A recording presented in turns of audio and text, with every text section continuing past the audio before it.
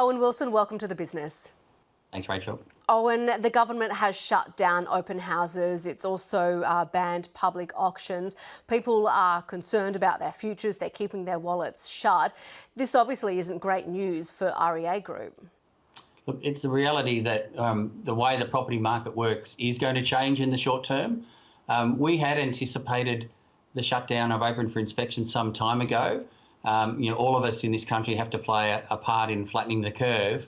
And so we released a couple of days ago a virtual open for inspection feature on our site to enable consumers to still look at properties without actually having to do a physical inspection. In terms of auctions, I think the feedback from our customers is that they will adapt pretty quickly to the no public auction environment. Auctions are really only a small part of the property landscape. Only 14% of property transactions in Australia last year were auctions. Yes, they do get a disproportionate amount of attention with the auction clearance rates on a Saturday night.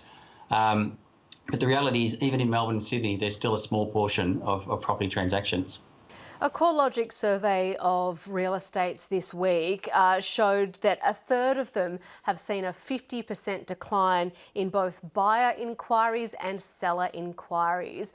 What are you seeing in terms of the number of ads through your platform? So at the moment, listings are still holding up. It is true that at the start of the month and halfway through March, we were seeing a very strong listings environment, particularly in Melbourne and Sydney. They were both up about 20%. It has tapered off, and if we look at March to date, we are marginally up on properties for sale. On properties for rent, we've seen a huge increase, particularly in the last 2 weeks. We think that's being attributed to landlords who had foreign students as tenants, for example, and also we think a lot of Airbnb owners are now switching back to more traditional tenancy arrangements. The unemployment rate has been tipped by some economists to jump up to 11%. That will no doubt have an impact on the property market as well.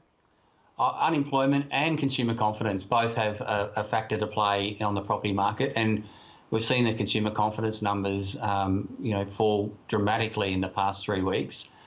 So that will have an impact. On the flip side, though, we do have a lot of people who've sold in the last 6 weeks who need to buy properties now to have a place to live. And we've also seen that the banks are still lending. The $90 billion in stimulus that the RBA has provided gives the banks a lot of leeway to lend. And I think the really encouraging sign for me is the banks talking about being willing to support mortgage holders through these uncertain times, particularly those who lose their job.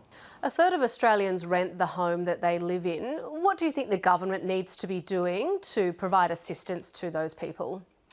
I think the government is considering measures to give them short-term relief on rental payments. It will have an impact on the landlords, though. So there are two sides to this equation. Most landlords in Australia are mums and dads, and they do have mortgages on those properties. And so I think there could be a cascading set of relief measures here, one for the tenants who may be out of work, but then I think also the banks are looking at providing some leniency for landlords who've got tenants who can't rent. Standard & Poor's has predicted that the COVID-19 economic downturn will cause the rate of mortgage arrears or late payments to rise more sharply than what we saw during the global financial crisis. Do you agree with that statement? It's very hard to predict what the outcome will be of this. We're all predicting, there have been many predictions around the levels of unemployment. We have seen, hundreds of thousands of Australians join the job queues this week. But as I said, on the flip side, the banks have a huge amount of liquidity. And unlike the GFC, which was a liquidity crisis, the banks are in much better position to be able to support mortgage holders and homeowners through this. With interest rates at record levels and the banks still lending, I think the impact on the property market is just too early to call at this point in time. Australians have a $1.7 trillion mortgage debt.